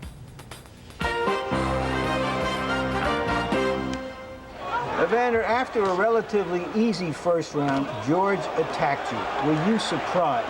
Yes, I was surprised with the speed of the left jab, which got him started with the overhand right, in which he had the momentum. It was hard for me to stop the momentum. I was trying to consistently land that overhand right. Didn't matter whether I was hitting it, he was hitting me back or not, but to keep that right hand coming until he started bowing down for my lower uppercuts and things of that nature. Of course, he was moving a lot quicker than I expected out of him. And that made it difficult for you to get in that one extra punch that That's might right. If I start. had to do all over again, I would have came in a little lighter. I can straighten that right hand a little bit, but I had to throw it overhand right consistently this time. Round 3, Evander, you delivered a message of your own at the end of the round. Describe it. Well, I was trying to get respect right there, and I showed George I had the power. I felt that I had him hurt, and I thought I had him out. But George was very strong. He kept pushing me and getting me off balance where I couldn't connect with the shot that I needed to connect to take him out. Now, he surprised me that right hand he threw was reminiscent of an old Joe Louis overhand right. It was real quick, a lot quicker than I expected, but I knew I could weather that storm. You did, and in the 5th round, you went at it again. Describe it. Yes, back to the old overhand right and coming in with a short hook. I realized he was avoiding my right hand, but if I could get a short hook afterwards, which he wouldn't allow me to get 3 punches in a row. But it's back to the overhand right, constantly throwing it, overpowering him. The champion is the champion. Well, gentlemen, let's look at the scorecards up to that point in the fight. All 3 judges split the first 3 rounds 2-1 for Evander Holyfield. One of the judges gave each of the next 3 rounds to Holyfield, 2 of them giving the 5th round to George Foreman. So after 6 rounds, at the midway point in the fight, Evander Holyfield had a lead on all 3 scorecards, but not so much of one that George wasn't in the fight. Evander, before the fight, most observers believed that if the fight went a number of rounds, George was going to wear down. At this stage of the fight, did you believe that at that pace he was going to wear down and that you'd get a chance for a knockout? Well, actually, I was hoping that he would wear down. A lot of time, I got in there and got George swinging, and I realized that once I got him started, it was hard to stop him. And, but, you know, I was just hoping in later round that it would pay off for me. George, I'd like to elaborate on that weight. Do you think you would have done better being closer to 240 than 260, and why? I went up in the weight purposely so I could bring it to him and have a lot for him to push and shove on. But now that I've looked at the fight, if I had a chance, and hopefully I will have a chance for a rematch sometime in the future, I'll be lighter. That way I can get that right hand in there just a little quicker. Of course, he's got scheme up his sleeves also. But realistically, the weight was fine for me that night. I wasn't tired at the end. I was standing strong. I never sat down on the stool. The corner people were great to me, and I was able to receive instructions and carry them out even in the 12th round with that straight right hand. And that was kind of hard to do when you consider how fast Evander Holyfield is. Well, you fought at 257. How much lighter would you have wanted to be? At least 235. If, you know, if I had known that he was so evasive as far as a straight right hand was concerned. You said the magic word, rematch. We'll get back to that a little later. Evander, were you expecting him at any time to launch out an all-out attack? Just out of frustration or the need to finally get you in the second half of the fight, just to try to swarm over you? I was hoping to get him to that point. I was using my jab, and I was trying to build up the points where he can get reckless. And a lot of time that George surprised me. He kept his composure throughout the whole fight, and he did the things that I guess his corner wanted him to do. All right, gentlemen, let's go back to the fight, and we're going to turn our attention now to highlights of the second half of the fight, beginning with its most competitive and perhaps its most dramatic round, round 7. In the future, this is the round we'll remember most.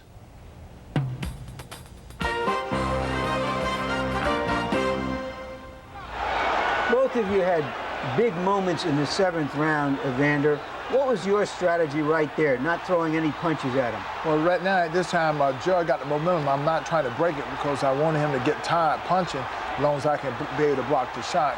And hopefully, once he get tired and trying to catch a second win, I can start back with my combination, and I was able to do it. I'm just thinking land punches, get some points, get in there. If I can get an opening for a big shot, I can get a knockout. If not, keep this guy moving back. Don't give him any more courage. He's throwing a good left hook to the body. Right now, I'm able to hit him constant, and I hit him 17 unanswered punches, and I couldn't see why he wasn't going anywhere. So I had to step back and regroup. I knew for a fact that he had carried guys down on barrages like that earlier, and I figured if he could give me that and not take me down, he would get discouraged in the corner. But were you wearing down at all? Now we're in the 9th round, another big round for you, Evander. Yeah. Were you wearing down, George? Not at all. He was using his quickness. Of course, he had that advantage because of the lighter weight. He was quicker, and I was letting him do that so I could get underneath his left jab with maybe a right hand, left hook or right hand under his left jab. But he was a lot quicker than I expected, and I couldn't get off. But as a rule... Well, you hit him with a really terrific right in there, then. That was your home run. Well, I hit him with my best right hand.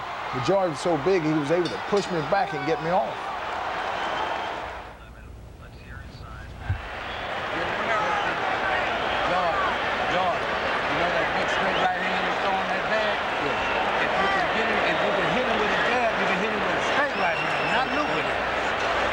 And he's telling you to throw the straight right hand, George. Did you have this on your mind? That's right. A certain right hand that we practice all the time. I finally got it over.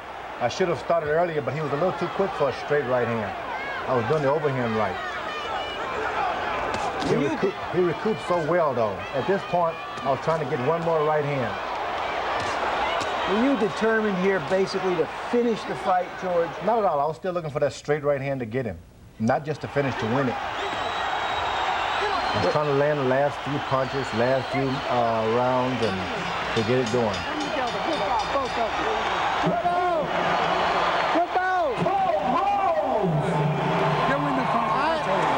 You win the fight. That's all we want.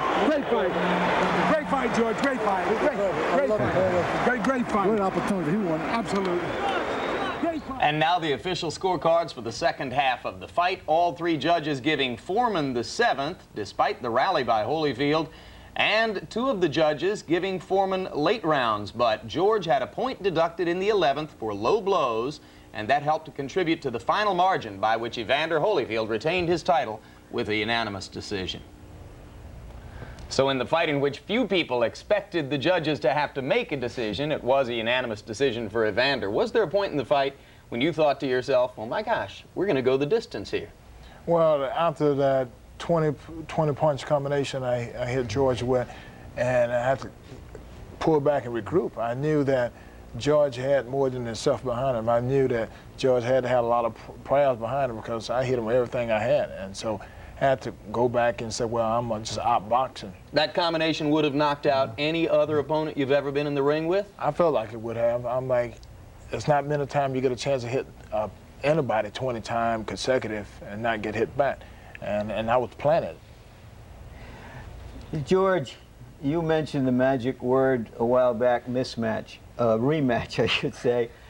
Does that mean you've already decided that you will return to the ring? Not really. It's left up to my wife and my family. When you go 15 rounds, of course, I was accustomed to going 15 rounds. 12 this went 12. In this case. This went 12. And the judges render a decision. It's like a beauty contest, Miss America. It's a matter of opinion. And he won the fight by way of an opinion. I think, given another chance, if my family permits me, I could win that thing. Of course, I'd give him a little more respect next time, try to win the fight earlier, get a hit on a round so he could come to me, I can get a knockout. But there's no doubt in my mind I can do it. What are the factors you're weighing? What kind of offers do you have outside the ring? What kind of offers do you have to fight again? But basically, I'm a professional boxer by trade. Of course, I'm a preacher. I moonlight as a boxer, but realistically, no matter what offers you get, you consider being a boxer or you don't consider being a boxer. I came back in the business to be a boxer, and there are a lot of offers out there, but realistically, I'm seeking boxing opportunities if I decide to stay in the business. Nothing else important. Only Marvin Hagler has ever walked away from a huge payday that he could have gotten for a rematch with Sugar Ray Leonard. Can you walk away? It's not about paydays. It's about making sure that you leave out. The last round, the champion grabbed me, you know, and I had a few more punches left. Do I want to walk away with that thinking, hey, If it had been a 15-rounder like I'm accustomed to, could I have won? Maybe not, but maybe so. Do I want to live with that? Do I want to give it another year and try again? I have to consider that. When you walk out, you want to walk out with all questions answered. I have a chance to do that. I'm still basically a young man. Everybody out there better realize from this point on that 40 and 50 is not a death sentence at all. You can still dream. All right, let's talk about another potential extraordinarily big payday. The boxing public wants to see you defend your title against Mike Tyson. When and how is it going to happen? Well, I look forward to it, and I guess as soon as Don King and Main Event can get together and pull everything together, then we could possibly have a fight end of this year. All right. Let's look ahead for just a moment. For those of us who cover the sport, April 19 has set up an intriguing list of questions to be answered in the months ahead. Right now, with an eye towards some of the other fighters involved, a brief look at our view of the heavyweight division's immediate future. So we look ahead into the heavyweight crystal ball. What's next for the 28-year-old champion, Evander Holyfield? He'll take some time off, then return to his rigorous training routine, where attention will now be focused on Mike Tyson. If Don King, Shelley Finkel, and Dan Duva can come to terms, there is reason to believe Tyson and Holyfield could meet in the ring as early as this fall. The brawls between the ropes now take a back seat to the politics and painstaking negotiations among warring promoters and managers. Wait and stay tuned. And if Holyfield and Tyson can't agree to terms, there's a trio of unbeaten young heavyweight contenders standing by as Holyfield's management considers the likes of Ray Mercer, Riddick Bowe, and Tommy Morrison. The recent performances of those three potential challengers are sufficient to demonstrate they may not be ready for multi-million-dollar fights. All of them appear to need more seasoning in the ring, more marquee value outside the ropes. The guess here is that those three will serve as opponent insurance should Tyson negotiations break down. Talks continue regarding a possible Mercer and Morrison match this summer. That would position the winner or Riddick Bowe for a fall title shot with the champion. All three are physically bigger than Holyfield, and that alone may tempt their managers. As for the undisputed champion, he stands and waits. And what about 42-year-old George Foreman? Will he retreat to his homes in rural Marshall and Houston, Texas, passing his days with a fishing rod or chopping down trees rather than opponents with an axe? Surely George will continue his role as preacher for the church he founded in Houston. But will the boxer George Foreman now retire? Or will he try to recapture those unforgettable moments of April 19? There has been talk of a match with a lesser opponent, a megabuck match with Mike Tyson, or a possible rematch with Evander Holyfield.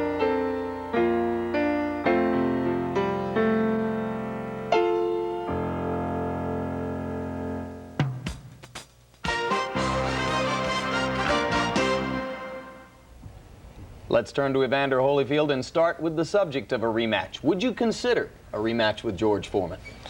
Well, you know, yes, I guess. I feel that, you know, I gave him the first opportunity. If I guess George feel that wasn't enough, because with my feeling, I was hoping that he wouldn't fight him again because of the fact that he did so well. And in this fight, I felt that both of us won. We both proved the point. But if it came down to a rematch, then I'm pretty sure I would. Yeah, let's be clear about it, that it's difficult to have rematches under the present rules. You would have to defend your title once before you would have a rematch. The thing I'm curious about, George, is this. You came out of this fight saying, I've never felt so much pain after a fight. You've become almost a national treasure. You've endeared yourself to America. Why would you want to subject that endearing head to more punishment in the future? Well, first of all, you got to look at yourself not as an old man. People today, 40 and 50, they're going to have to do a lot of pain. They're going to have pain of unemployment, seek other professions, and start all over again many times. And it's going to happen all the way up until they're 60 and 70 years old. My trying to avoid pain is going to be like trying to walk outside when it's raining and not getting wet. Sure, I can take a pain and keep going. What's wrong with that? Youth can't shield you from it. Well, George, Nothing let's can forget shake about up. physical punishment just for a second. You have the extraordinary situation here of having The only lost a pain fight. I endured is I had to stop eating ice cream before the fight. You can eat all you want right now, And why give cheeseburgers. that That up? was the greatest You pain. woke up Saturday morning after losing a fight, a bigger hero than ever before. You'll sacrifice some of that love and respect that the public now offers to you if you choose to go back into the ring. Does that matter to you at all? Look, you make friends out there. People are your friends forever, so long as you do what you want. If you're in America, you don't enjoy life, liberty, and the pursuit of happiness, you may as well be in Russia somewhere. If I want to do it, people are behind me. America is the country of you do what you want to do. That's what it's all about. You've got to dream. If you can't dream, die. Of course, one of the biggest questions about a possible rematch between these two fighters is, how would a sequel to Foreman Holyfield ever live up to the original? Now we're going to turn to the portion of the program which is for you, through the vehicle of a special 800 number, which is 800-873-7288. We're going to make it possible for all of you fight fans there to ask specific questions of these two fighters, George Foreman and Evander Holyfield. And we warn you in advance, what we're looking for here is a give and take.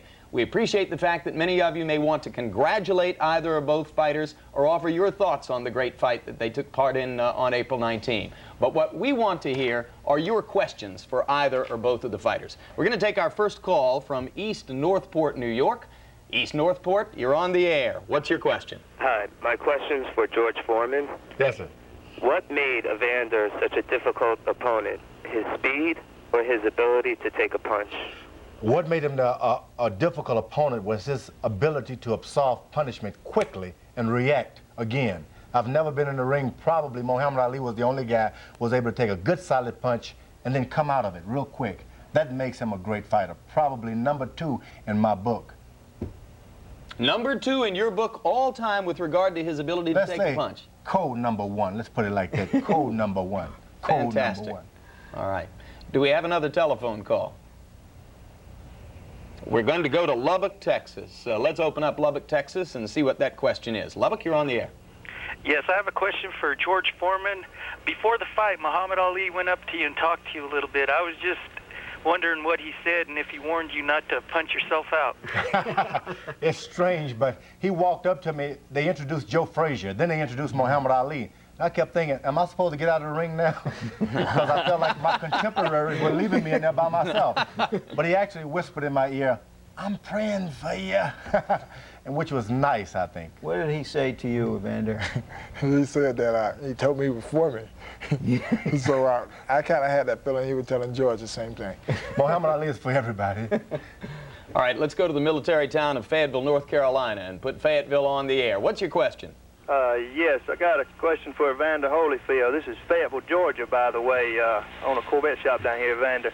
Oh, Fayetteville, Georgia, not Right. Fayetteville, North Carolina. Sorry about that. Evander, we want to know how does it feel to win a fight when the crowd and everybody was pulling for a fighter like George Foreman?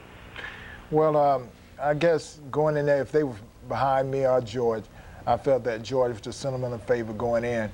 But it didn't bother me, and the only thing I wanted to do is get the opportunity to go in to do my best. Evander, did you hear the chants of the crowd in the late rounds, George, George, George? Yes, I think they were very disappointed in me holding him. But I realized I wouldn't let the fans cause me to lose my fight because I knew that George was looking for the big shot. And I felt that by me holding on to him would kind of like frustrate him a little bit because he really didn't want me to be close at that point in time because the time was running out. Was this the most tactical fight you ever fought from start to finish? I felt that it was because I felt that George had the power at any given time to turn the lights out. And I just didn't want to get so far down the road and start making mistakes and get counted out. George, did the crowd help you at all? Did they boost your spirits? You better believe it. I needed them. First, they threw the water on me, put the ice on my back, and I said, I need something else. Then they said, Foreman, Foreman. I said, that's what I need. All right, let's go to Blackshear, Georgia. Also. Let's see what the caller from Blackshear, Georgia wants to know. Blackshear, you're on the air. Blackshear, Georgia. Are you there? All right, let's try another telephone call. We have somehow lost Blackshear, Georgia. Are we ready with another telephone call? Nah, let's try Byron. Is that Byron in Blackshear, Georgia? No, it's All right, Rory. go right ahead. You're on the air.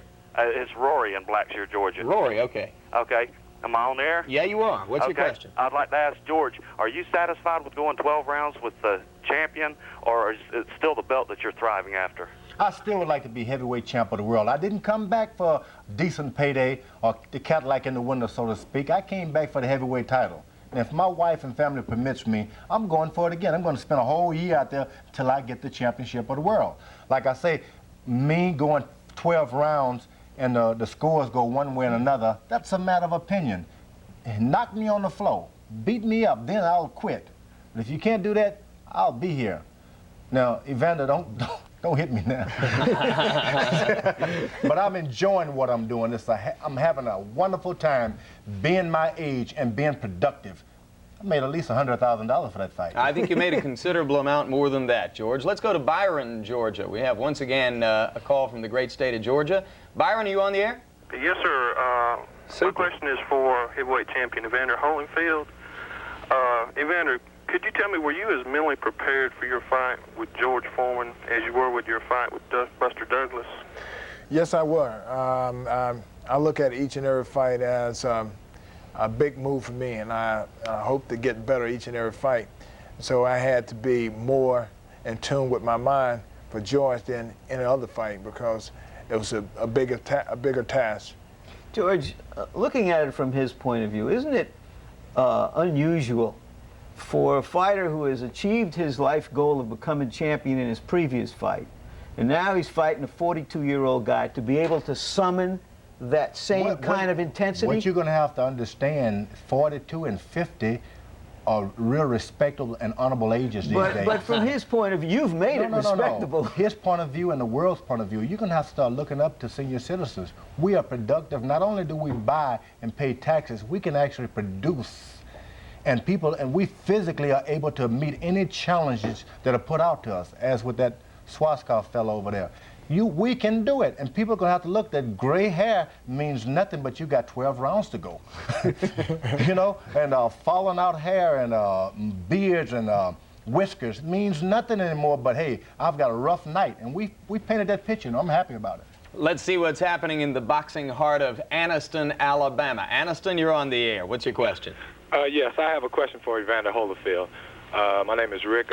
Evander, I want to know if the punches that you hit George Foreman with, don't you think those punches will knock Mike Tyson out?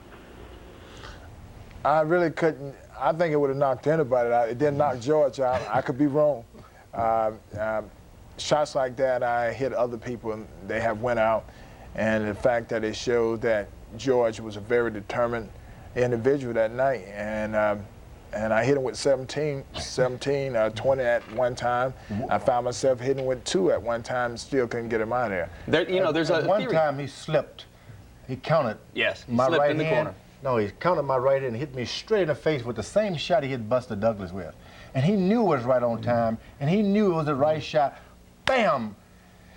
And I looked at him and said, well, let's go. And he said, now what? You're proud of your chin, aren't you, George? No, not being hit by his punch, but he hit me, and it was the right punch, it was the right everything, but it just so happened that at 42, I'm still a growing boy. Hey, Evander, you say to us that you have the capacity to fashion a slightly different fight plan for every fight according to the opponent. What are the specific challenges, we know it's long down the road, but what are the specific challenges you think Tyson presents to an opponent? Well, I think if you can get by the pressure that he put on, I feel that as all the fighters, he wanted a fighter that really don't give you any time to move. And I feel that just as Buster Douglas did, was able to get a respect and get him not to rush up on, and you can catch him coming in. All right, let's go to Cleveland, Ohio, and see what they're thinking about there tonight. Cleveland, Ohio, you're on the air with George and Evander. Hello, Tom Toth here. Evander, have you ever encountered a more stronger granite chin than George Foreman? Did it shock you? No, I haven't. Not at all. I fought a lot of different people in the point of my 20-year career, and I never, ever in my life hit somebody with shot and I would plant it. And I was planted, I was dug in, and I threw everything I had that night. And I thank God that he did stand up, because what it did is made both of us a winner. Maybe if I would have got him out early, then we wouldn't be here today talking about how great the fight were. You've seen a lot of fights, Larry. Are you surprised, knowing what you've known about George from his career going back to the Olympics in '68, that he didn't go down in the face of this? I think I was a little surprised, but I think the ability to take a punch is largely a mental thing. And it was obvious that George was so determined in this fight that that's what kept him coming back, just as it helped Evander come back. What I'm curious about, Evander, is that now that you're fighting bigger men, real big heavyweights, do you see yourself in a different light as a heavyweight, that now you're going to have to be the boxer-puncher instead of the aggressive guy you've been in previous fights before the Douglas fight? Well, you know, when my career first started out, I started off as a boxer. When I met Lou and George, they wanted me to be more an aggressive fighter because I was stronger than all the light, heavy, and the cruiserweight. When I found myself moving up to the heavyweight, I found myself running into different problems, meaning that the heavyweight was a lot stronger, and I had to pull back and start using my boxing technique. And so, you know, as my career bloomed, I realized that to order to be successful, I'm gonna have to be smart enough to be able to know when to get in there and fight and know when to get out. All right, let's go to the neighborhood. New York, New York, with a question for one of the fighters. New York, you're on the air. Yeah, this question is for the champ. Evander, has anybody ever hit you as hard as George did? No, not in a long time. I feel that George is foremost the strongest fighter I ever fought. He's the only guy that I hit and knew I hurt, but was able to still push me backwards and get me off balance. And that shows that the determination and drive that he had. George, it was part of the strategy, was it not, to be able to push Evander and move him around the ring with your forearms and occasionally with your hands? Were you successful in getting him off balance? I was totally successful, but what I didn't anticipate was that he would stick to his boxing tactics. You know, hit me with a good shot, I hurt him, and then move out of the way. Hit me with 6 and then move out of the way. I didn't anticipate him constantly doing that. I thought he would revert back to trying to slug it out with me. But then again, I wanted every young man to look over at his dad about the 10th, 11th round and say, Dad, I didn't know you could do that. And I wanted to stay there and take everything he had for the sake of every young boy watching it with his granddad. Well, as a fellow 42-year-old, let me assure you that I looked over at Larry in about the 10th or the 11th round. I said, I don't want any part of Larry. Hey, let's go back to the subject of your chin for just a second. Some of the writers and columnists who are following up on the fight are saying that you showed a change in character. You showed a step forward in your personality because you hung in there and took the punishment and stuck the fight out. It was not holding in there. I had some points up on that. Oh, yes, absolutely. And you got to understand, if there was a chin tested, it was the great Evander Holyfield's tested. I was the bigger man. I've got the 65 knockouts. He took those punishing punches and came back, and I hit him with good straight right hands, punishing left hooks. He took it. If anyone wants credit for having a great chin, it's not George Foreman. I was the big guy. He has the credit. He needs to take the credit for that. That chin of mine is just normal. Normal. Let's go to Mobile, Alabama, and see what the question is there. Mobile, you're on the air. Hi, my question is for Evander. What is there that would stop a Holyfield-Tyson match from happening? Well, Don King. That's the only thing that's stopping it right now. I'm looking forward to fighting Tyson. I'm sure Tyson looking forward to fight me. And what Don King got to realize, I'm the champion right now at this time, and there's no reason for me to run behind Tyson. And if he want to give Tyson an opportunity to be a champion again, then they have to come my way and negotiate the contract on fair terms. What do you mean by fair terms? Well, when I mean fair terms is what the rules and regulation always stipulate. The champion get 2/3, 75%, and the challenger get you know, a 1/4. And so I'm looking forward to doing what's supposed to be done. But isn't Mike Tyson really a big draw? Wouldn't he help to create a gigantic purse, and shouldn't he deserve more than the normal challenger? Well, yeah, I look at it this way. When Tyson the champion, I was the challenger. I was a draw as well. But Don King told me I couldn't draw flies to a picnic. And I was, with me, I was man enough to say, well, I want the opportunity. And I'm looking forward to just fighting him for whatever I can get, just to get the opportunity to fight for a title. And so in this situation, Tyson got to do the same thing. I'm not saying that he's not a big draw, and I know that he's a big draw, but I'm the champion at this time, and if he wants the opportunity, then he had to fight under the terms of the contract. There have been a lot of flies to your last two picnics. They were the two biggest drawing cards in the history of the sport. A lot of flies. You saw Tyson Ruddock 1. What do you expect out of Tyson Ruddock 2? I expect a better fight. Of course, if Razor Ruddock, you know, he fought last time with one hand, I'm sure fighting with two hands, he should be better. And I guess if Tyson fight the same way, then the fight can go either way. George, you have an opinion on Tyson Ruddock? I didn't see the first one, but they're both great fighters, so why not look forward to a great fight? All right, let's do. And let's turn to Yonkers, New York, where we have, I'm told, a highly amusing question for Big George. Yonkers, you're on the air. Yeah, this is Bob Kenny from Yonkers, New York, and this is for the former champion, George Foreman. George, what do you plan to do with the money you made, and are you going to pay your cheeseburger bill when you're done? I can tell you this, I've made enough money to buy my own fast food franchise, chain anyway, and it's going to be a success because I'm going to buy all the burgers myself.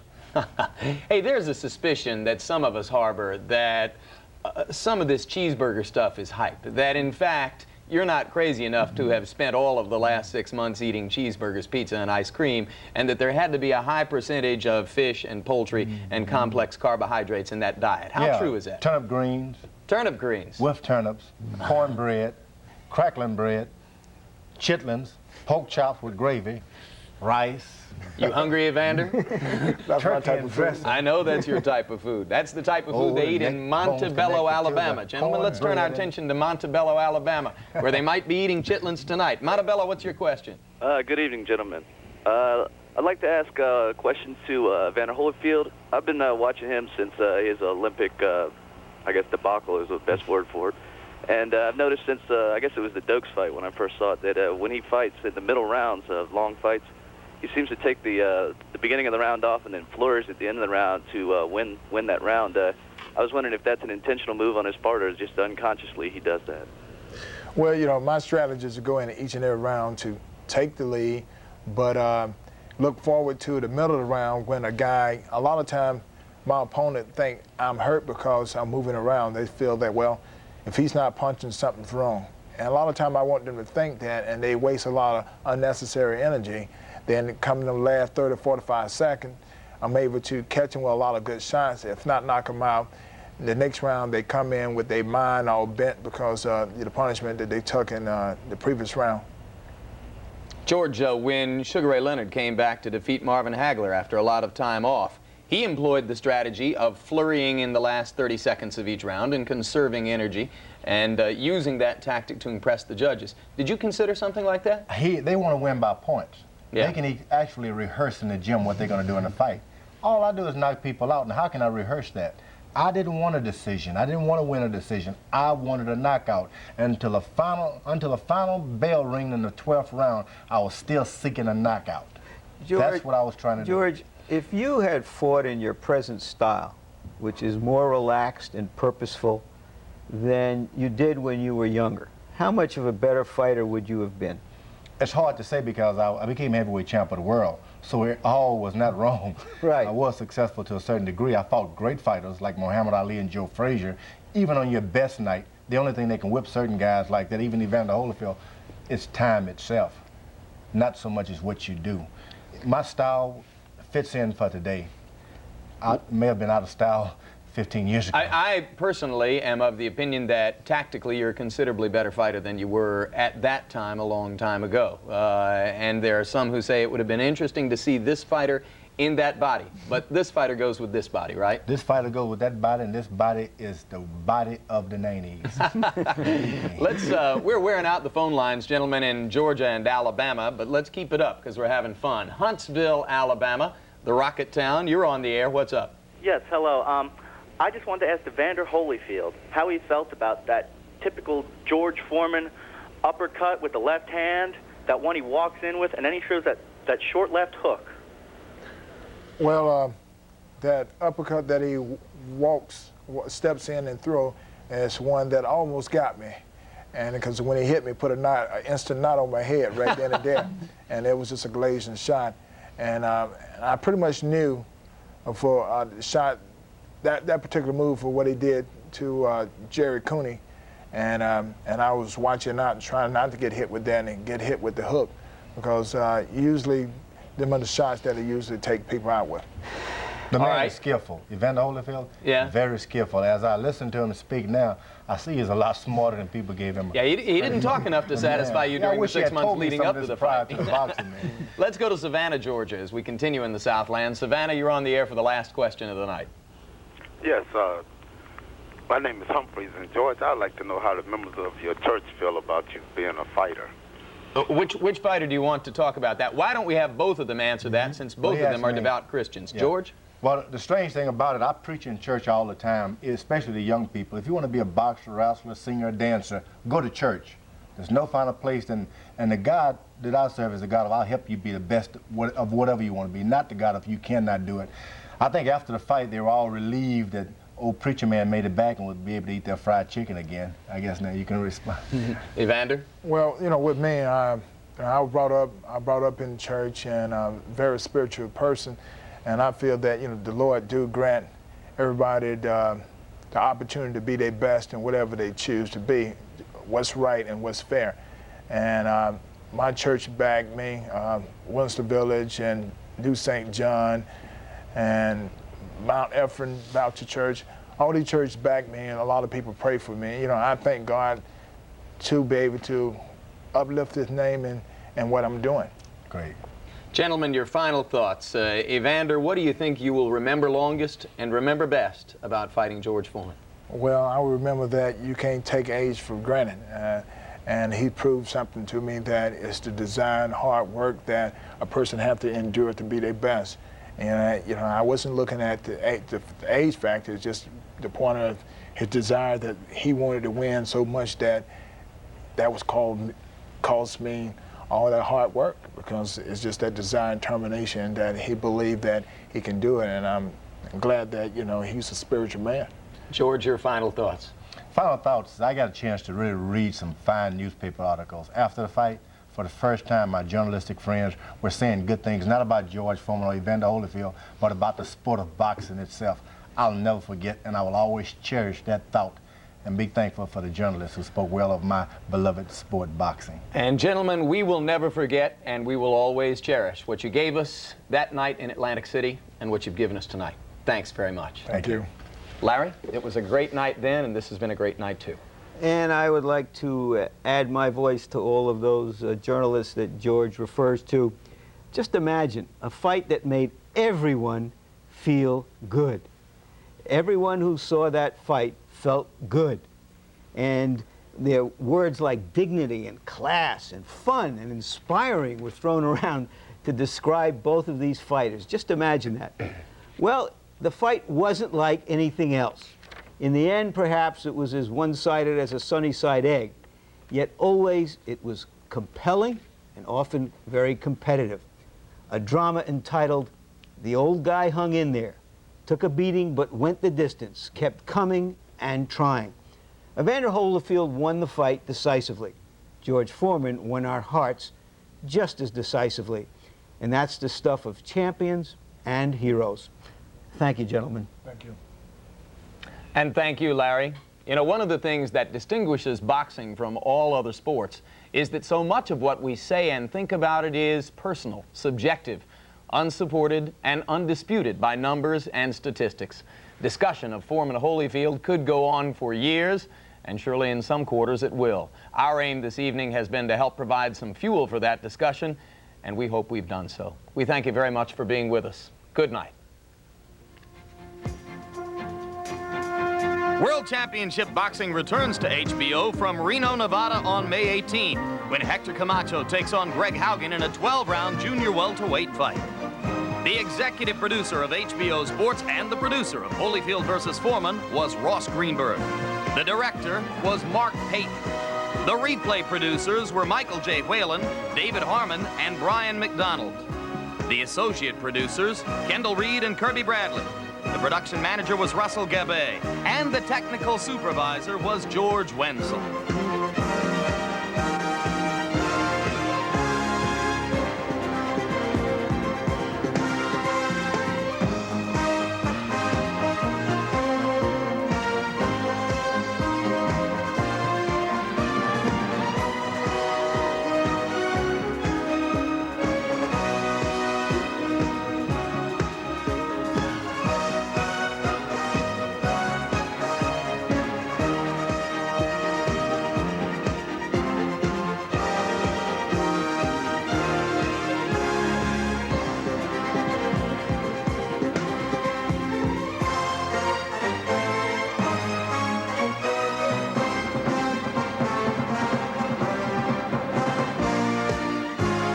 been a presentation of HBO Sports, the network of champions.